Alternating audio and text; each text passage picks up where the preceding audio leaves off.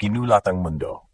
Kevin Kiambao is back with his KBL team, Goyang Sono Sky Gunners, matapos ang kanyang Gilas Pilipinas stint at US trip, at ngayon, mas lalong gutom sa tagumpay.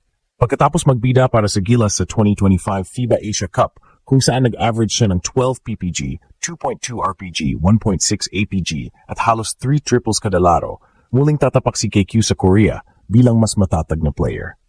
Hindi lang iyon, bago ang Asia Cup, nagtungo pa siya sa Sacramento para subukan ang NBA Summer League, patunay na mataas ang pangarap ng batang MVP. Ngayong balik Goyang na siya, siguradong mas magiging malalim ang rotation ng Sky Gunners. Huwag kalimutan, sa kanyang rookie season, nagrehistro agad siya ng 16.9 points, 6.3 rebounds, 3.9 assists at 1.3 steals per game.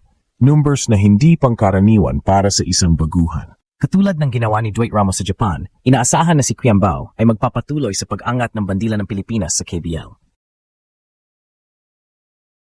At ngayon, dala niya hindi lang ang kanyang laro, kundi ang apoy at karanasang nakuha sa Gilas at international stage. Kevin Kiambao, mas gutom, mas handa at mas mapanganib. Abangan kung paano niya gugulatin ang buong Korea at Asia sa kanyang pagbabalik. Kevin Kiambao, o mas kilala bilang KQ, ay muling nagbabalik sa Korea para ipagpatuloy ang kanyang journey kasama ang Goyang Sono Sky Gunners matapos ang isang nakakapagod pero makabuluhang stretch sa kanyang basketball career. Hindi biro ang pinagdaanan ni KQ nitong mga nakakaraang linggo, mula sa pagtugon sa panawagan ng bayan para maglaro sa Gilas Pilipinas hanggang sa pagpunta sa Estados Unidos para susubukan ang kanyang kapalaran sa NBA Summer League. At ngayon, balik KBL na siya, mas determinado at mas gutom kaysa dati.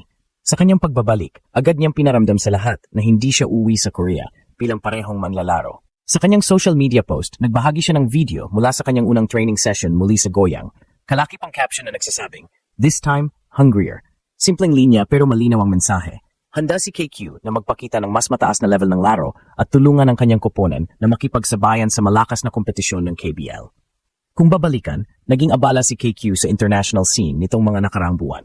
Una, tumulong siya sa Gilas Pilipinas sa 2025 FIBA Asia Cup kung saan nagpakitang gilas siya bilang isa sa mga pinaka-consistent na scorers ng koponan.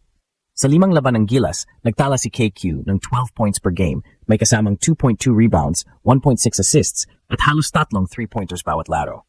Sa kabila ng 2-3 record ng Pilipinas, naging highlight ang versatility at shooting ability ni KQ, bagay na lalong nagpatunay kung bakit siya tinaguriang isa sa brightest young stars ng bansa. Bukod pa riyan, bago ang kanyang Gilas stint, naglakbay si KQ patungong Sacramento para sa isang napakalaking oportunidad, ang NBA Summer League tryout kasama ang Sacramento Kings.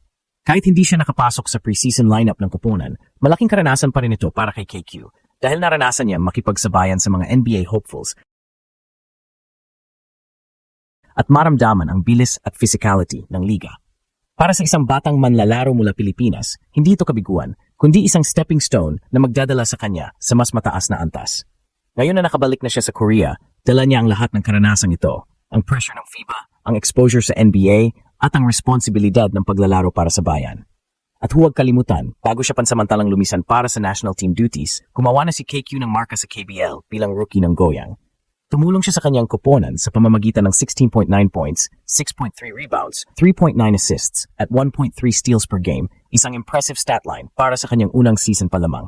Sa pagbabalik niya ngayong season, mas malinaw ang direksyon ni KQ. Hindi lang siya simpleng scorer o shooter, kundi isang playmaker na kayang magbigay ng impact sa iba't ibang aspeto ng laro. At sa kanyang maturity at hunger, mukhang hindi lang Goyang ang makikinabang, kundi pati ang buong basketball community na sumusubaybay sa kanyang pagangat. Kung titignan ang sitwasyon ngayon ng Goyang Sono Sky Gunners, napaka-timely ng pagbabalik ni KQ, Kevin Kiambao. Hindi lang siya isang batang import na naglalakbay para maglaro, kundi isang player na may bit-bit na karanasan mula sa pinakamalaking entablado ng basketball, mula FIBA Asia Cup hanggang sa exposure sa NBA Summer League. At itong kombinasyon ng experience at natural talent ay eksaktong kailangan ng Goyang para umangat sa kompetisyon ng KBL. Sa kanyang rookie year, si KQ ay hindi ordinaryong baguhan. Nag-average siya ng 16.9 points, 6.3 rebounds, 3.9 assists at 1.3 steals per game. Bagay na bihirang makita sa isang first-year player. Pinakita niya ang kanyang versatility bilang isang modern forward. Nakakapag-post up, nakakapag-facilitate at pinaka-importante, may outside shooting na kayang magbukas ng depensa ng kalaban. Kaya naman, kahit pansamantala siyang nawala para sa Gilas duties, malaking balita ang pagbabalik niya dahil siya ang isa sa core players na kayang magdala ng Goyang sa mas mataas na level. Ang biggest advantage ni KQ ngayong bumalik siya sa Korea ay ang mindset na nakuha niya mula sa Gilas stint. Sa Asia Cup, nakalaro siya laban sa malalaking teams mula sa ibang bansa at doon lalong nahasa ang kanyang decision-making at pagiging composed sa ilalim ng pressure. Hindi man perfect ang campaign ng Gilas, pero lumabas ang kahalagahan ni KQ bilang stretch big na reliable sa perimeter at kayang magbigay ng balance sa loob at labas ng paint. Ngayon, dadalhin niya ang maturity na iyon pabalik sa Goyang, isang bagay na tiyak na magbibigay ng malaking improvement sa kanyang laro. Isa pang malaking factor ay ang kanyang exposure sa NBA Summer League tryouts. Kahit hindi siya nakapasok sa Sacramento Kings preseason lineup, priceless ang naging experience niya doon. Nakalaro siya laban sa mas malalaki, mas mabilis, at mas athletic na mga players. Doon niya napatunayan sa sarili na kaya niyang makipagsabayan basta't patuloy siyang mag-evolve.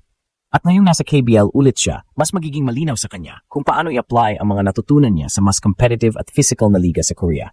Sa sistema ng Goyang, si KQ ay hindi lang basta scorer.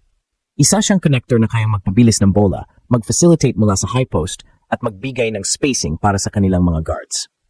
Kung tutuusin, very similar ito sa role niya sa Gilas, kung saan pinagsasabay niya ang pagiging playmaker at shooter. Ang versatility na ito ang magbibigay ng flexibility sa coaching staff ng Goyang. Maaari siyang gamitin bilang stretch 4, small ball 5, o kahit point forward depende sa sitwasyon ng laro. At higit sa lahat, dala ni KQ ang confidence ng pagiging 2 beses na UAAP MVP at isang rising star sa international stage. Hindi siya pumapasok sa court para lang makasabay. Pumapasok siya para magdikta ng tempo at magpakita ng leadership kahit bata pa siya. Kung noong nakaraang season ay rookie revelation siya, ngayong season inaasahan ng lahat na magiging cornerstone siya ng Sky Gunners. Sa madaling salita, hindi lang player ang bumalik sa Goyang.